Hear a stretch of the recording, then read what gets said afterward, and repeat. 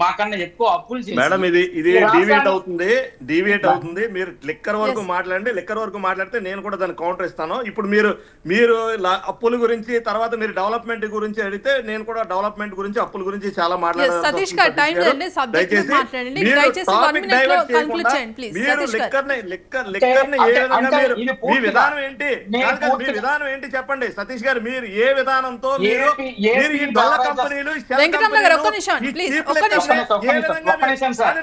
సతీష్ గారు దయచేసి 1 minute లో క్లోజ్ చేయాలి, టైం అయిపోయింది. చెప్పండి మీ విధానం చెప్పండి. ఏ విధంగా పర్చేస్ చేశారు? మీ ఏపీ విధానం ఏంటి? ఈ డొల్ల ఏపీ కంపెనీ బ్రవరేజెస్ ఈ చీప్ లిక్కర్ ఏ విధంగా మీరు కొన్నారు?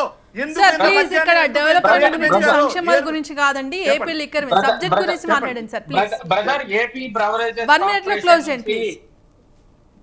అదే స్కామ్ కదండి, దాని నుంచే కదా మీరు స్కామ్ చేశారు. 1,25,000 కోట్లు మద్యం విక్రయాలు అమ్మకాలు జరిగాయి. ఇది స్పష్టంగా పారదర్శకంగా జరిగింది. మరి ఎందుకు మీరు యూపీఐ పేమెంట్లు ఎందుకు చెప్పలేదు? డిజిటల్ పేమెంట్స్ ఎందుకు లేవు మీ దాంట్లో? డిజిటల్ పేమెంట్స్ ఎందుకు పెట్టలేదు మీరు? ఇందులో ఎటువంటి అవినీతి జరగలేదు. 0.69% మాత్రమే మీరు డిజిటల్ పేమెంట్స్ అలౌ చేశారు.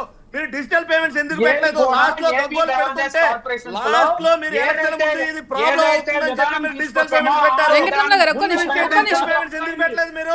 డిజిటల్ పేమెంట్స్ ఎందుకు పెట్టలేదు? పారదర్శకంగా అయితే డిజిటల్ పేమెంట్స్ ఎందుకు పెట్టలేదు?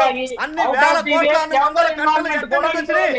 వెంకటరమణ గారు ఒక్క నిమిషం అండి. సతీష్ గారు వేల కోట్ల రూపాయలు ఎక్కడి నుంచి వచ్చినాయి మీరు చెప్పండి సతీష్ గారు. మీరు డిజిటల్ పేమెంట్ ఎందుకు చేయలేదు? వెంకటరమణ గారు ఒక్క నిమిషం ప్లీజ్, టైం అయిపోయిందండి ప్లీజ్. వెంకటరమణ గారు ఎందుకు చేశారని చెప్పండి. మీరు కన్క్లూడ్ చేస్తే నేను చెప్తాను సార్. నేను కన్క్లూడ్ చేస్తే నేను చెప్తాను. చెప్పండి.